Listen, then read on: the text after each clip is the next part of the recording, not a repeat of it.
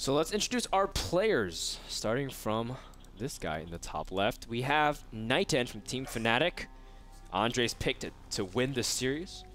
And your pick to win all of NASL, right? Is that what you're saying? What? Because you're praising him so much. I'm praising him. I figured you might as well just count him Season 3 champion. EG Puma. That's true. How could if 3-time, man, he gets the golden mouse award. Nightend versus Puma in the finals? Is that what we're predicting? Oh no. I wouldn't say that. Zenio is the blue Zerg in the bottom right from Team Liquid. Zenio, of course, one of the best ZVPs against foreigners. He won against Huang Xin earlier in NASL Season 3. And again, outrageous percentages in his favor. 4 out of every 5 games against Protosses, he wins.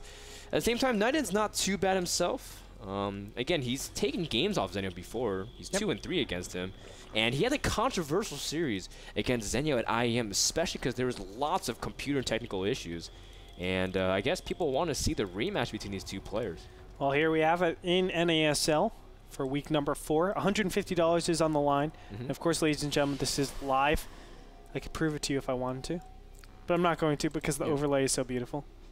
Yes, actually, we've been giving instructions. If people don't believe that it's live, we can just remove the production bar and all these other kinds of things. And some guy writes a new conspiracy Keanu thing. He's like, what if NASL is actually not live? And then there's like this whole theory thing. So, no, we're as live can be. We make mistakes, and we overcome them, and we become better for it. And, yeah, so we're just enjoying the night so far. No mistakes thus far.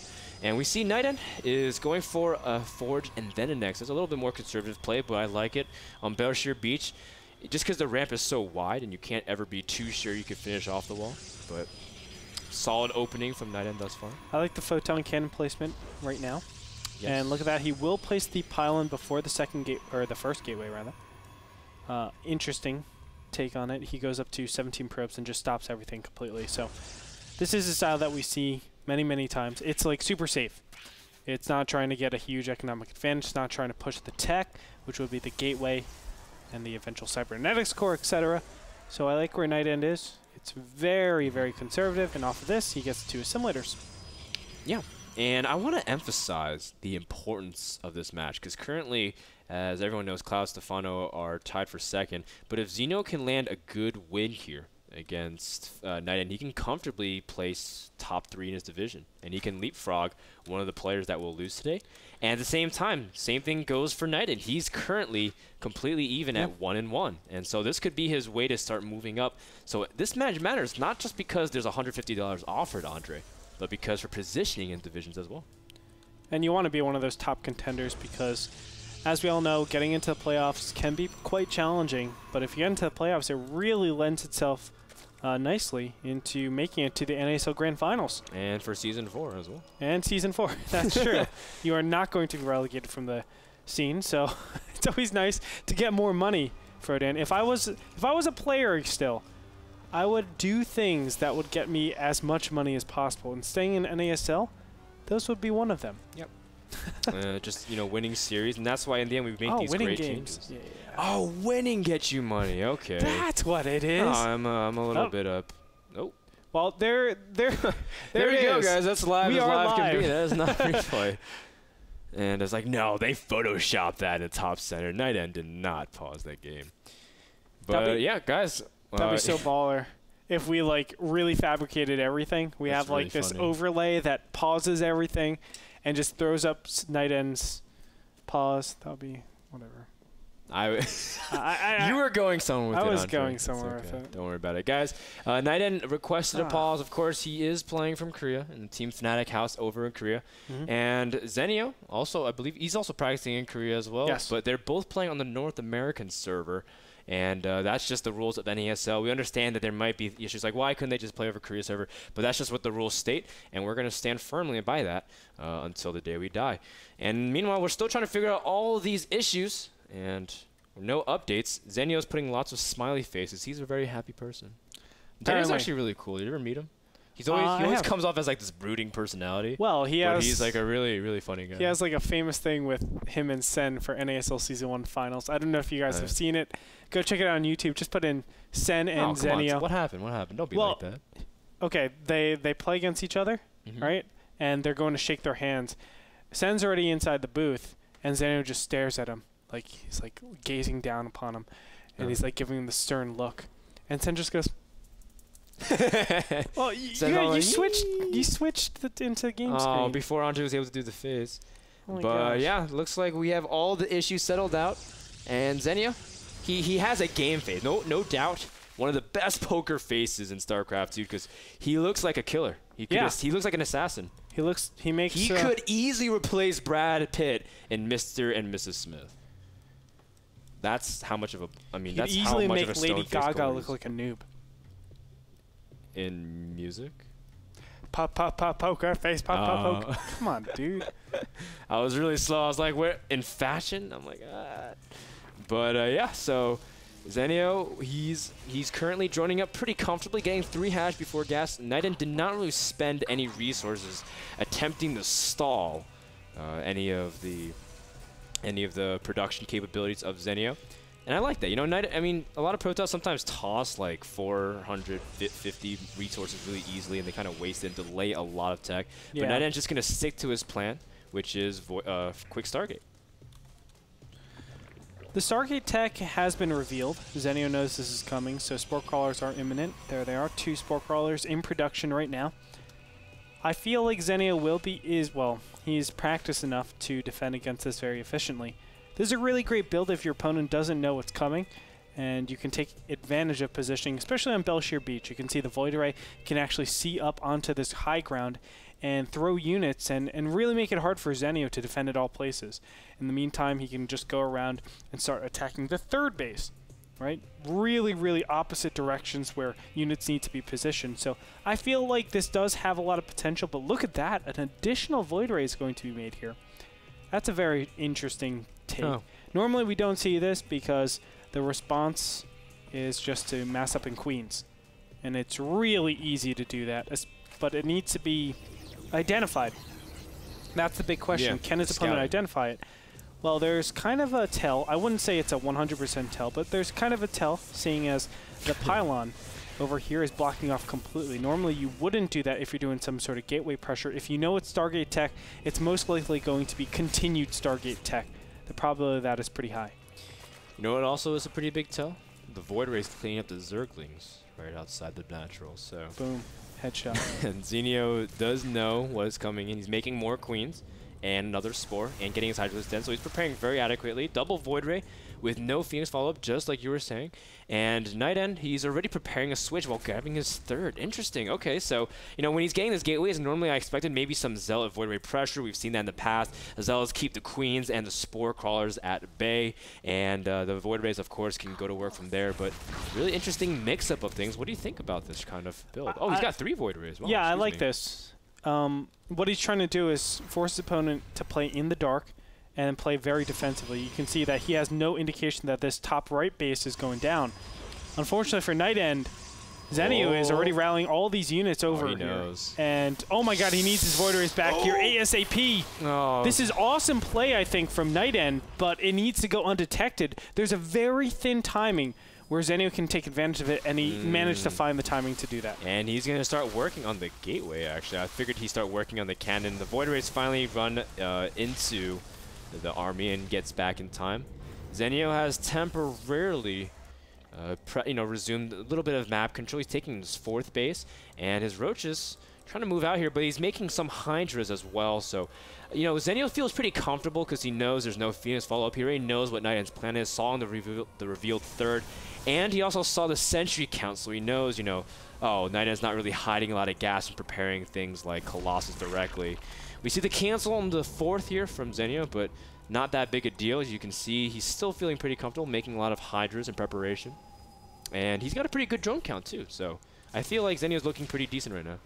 Yeah, this is normally what we see from Zenio as well. He goes Roach Hydra against a lot of tech builds and really tries to apply pressure as best as he can. Unfortunately for Nightend, he's not going to Colossus anytime soon. You can see he does have a robotics facility, but it's getting observers, and he doesn't have a robotics bay put down anytime soon as well. I like what he's doing. He's trying to overdevelop his units as best as possible, but if he can try to segment those Hydras, maybe he's in a good position, then obviously his Void Rays take over. but that's a big if, man. Ooh, Roaches have Tunneling Claws and Burrow, and there it is. He's going to reveal it immediately if the Tunneling Claws immediately didn't give it away. And Zenio is powering up considerably, 10 Roaches, but his units are kind of out of position. Needs to get a better concave. He's going to run straight up into the sentries, which didn't get to force field them away. The Hydras are working on the gateway units, actually, not even targeting down any of the Void Rays. And Zenio did manage to pick off a lot of the key units, targeting down the sentries, and you can see Nightend is running out of options in terms of controlling space, but +2 and Blink will finish momentarily, considerably increasing DPS of his army. Of course, what Nightend wants to do is get away from this army composition. He doesn't want to make additional Stalkers. He wants to get those Colossus in, but actually he's doing a great job retaining as many units as possible. Another round of Roaches come in here and does force the retreat of Nightend. He needs to back up just into his cannons for another round of units, and also +2 is about to finish, so that's a pretty critical timing as well. Yeah, and with +2, he'll be even in terms of trading with Protoss. Actually, no. Upgrades from Zerg scale much better than Protoss. Roaches get 4 additional damage. You can see the blink here from Nightend. This is a pretty decent position. All of his Stalkers can get in and get all the damage in, but the Hydras do get picked off really easy. The Void Rays adding some considerable DPS as well, and Nightend actually holding very nice. As you can see that Zenio is still just massing Roaches, not a real form of anti-air, really trying to power his way through against his army, but the supply of Nightend is climbing while Zenios is holding relatively still. And think Nightend can actually blink into his opponent's main at this point, so this is a great position for him. He has map control. That's not normally what happens in ZVP at this point in time, and look at that, the engagement's just going to happen now. This Void Ray, or these 2 Void Rays, just go unopposed. They don't have to worry about anything. So Nightend, if he just trades shields for time, his Void Rays are going to be the ones that does all the work, and he's in a great position to win this game. Nightend already preparing his follow-up plan. His Robotics Bay is about to finish. He's getting a Warp Prism out, and +3, so really trying to also gear away, not necessarily just rely on this composition, because of course with time, when Zerg gets things out like Infestors and other ways to really deal with Blink Stalkers, Nightend's going to be in trouble, so he's going to fall back for now, take his 4th base, and yeah, you know, Zenio was not able to really to get his 4th base up that easily. He's been focusing a lot on aggression. You can tell his creep spread has also not been that far forward, and Nightend, you know, he's coming out pretty good on top, 16 minutes of the game, and he survived a huge wave of Roach aggression. Not only that, he has the initiative going into it. I mean, his army control, or excuse me, his army composition is the one that's dictating the fights. It's the one that's also forcing the battles wherever you want them to be. Anytime Zenio goes in for any aggression, Nightend instantly just backhands it and says, no, I don't think so. Now look at this. The War Prism is going to force all these Roaches into this bottom left-hand corner. There's nowhere to run, really. Oh, well, he doesn't trap him in. I thought he was going to trap him in there. But this is a really good position for Nightend. If he can get up to the ramp, the sentries are not going to force field, though, and they only block out some of them. As you can see, the Zerglings are now in, but Nightend gets a nice position against the wall. Stalkers are going to try to blink back, or will he? Nightend's actually not really blinking at this point. There he finally starts to do it. Yeah, he exhausted his blink earlier. That's why he couldn't. He blinked all the way up into the back. So it's unfortunate, but Nightend still comes up on top from this battle. And still, finally. Goodness. And he's going to latch onto some of the Stalkers, but there just may be way too many units. Nightend blinking forward and picking up some units, and Zenio is looking more and more vulnerable, though his Infestor count is starting to build, and Nightend's going to take a note from that to just fall back. But no, some of the Stalkers get caught by the Fungals. A blink forward to try to disincentivize the Infestors from moving any further forward, but... Yeah, I don't know why Zenio actually pushed in there. He didn't have enough units. The Stalker count is pretty high, and now that Colossus are out in the field, or at least being produced, he will be in a position where basically the Infestors won't do anywhere near as much damage that they should be doing. Really, Zenio missed that critical timing. I think it's because his 4th base was so far behind, he wasn't able to get that up in time. More importantly, the 7th and 8th gas, you really need that to continue Roach and Infestor production. But here we have it. Zenio, he's not looking too good. Well, he's got some Infestor energy this time, more joining into the fray. You can see the Stalkers are being fungal, preventing them from being blinked. The Void Rays also caught him, but the Colossus comes in at a pretty clutch time, pushing back a lot of the Zerglings. Now, again, that +3 Colossus attack does allow it to one-shot Zerglings, basically. And you can see Zenio forced to cancel his 5th base, as Nightend is more than content with that, forcing a cancel and keeping even on bases with Zerg. Looks very good for Nightend. I mean, he needs to do a lot to mess this up at this point. I mean, Nightend, he has his 4 bases up. Not only that, he has his 7th and 8th gases emerging. Once he gets those, he'll be in a great position. And where does Zenio go from here? His Greater Spire's just now started, but his Hive Tech is severely delayed. We're 20 minutes in, and the Greater Spire isn't even up. War Prism in the bottom left-hand corner. Zenio might actually lose this hatchery over here. As the War Prism just leaves. Oh, it's okay. He's max. That's why. Yeah. This is going to be a big push. The last Colossus is about to finish. And do we have enough units? Let's check it out. 6 Corruptors out in the field. With that Stalker count, I do not think he has enough to take out Nightend's army. And too many Zerglings. He's got a lot of. He's got 6 Infestors, but not that much energy accrued. He's only about halfway on each. Normally, you'd like to stock it up and force the Stalkers from being able to move out, but the Corruptors can get in a decent position as long as Nightend's not paying attention. But it's too many Zerglings. 91 Zerglings. That's too many. Oh, he's got 90. Oh, wow. You can't. You can't do it. The burst damage of these Colossus are simply going to annihilate every single Zergling that comes in here. Is enough, but the Fungals do drop, and a couple force fields preventing the units, and Zenio trying to force his way in there, but look at how fast the Zerglings are melting. At the same time, the Corruptors do push back the Warriors just temporarily, making the jobs a little bit easier for the Roaches, but just like you were saying, Nightend's army is just so intimidatingly strong. The blink forward proving so much confidence from our Protoss player from Fnatic, and there it is. GG. Well played by Nightend. Looking really great. Yeah. Really, textbook style. Yeah, pretty good. That was pretty textbook. Well, the 3 Warriors wasn't exactly textbook, but in terms of pressuring Zerg while expanding and being able to defend and just generally playing really conservative and picking off bases and containing Zerg, that was pretty textbook-y. Yes. And in general, I'm really, I was actually pretty surprised how effective Nightend was. He was good at pulling back also the times he needed to.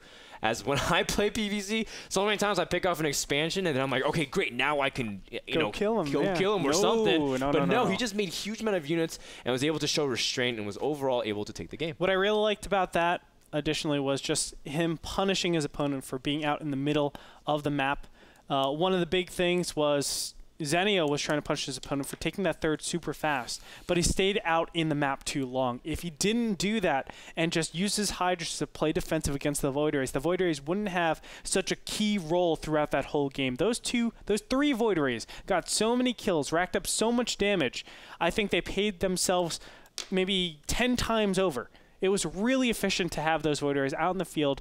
I think the critical mistake was Zenio did not tech fast enough. He put too much gas into remaking his army, remaking those Roaches, and from there he just spiraled downward.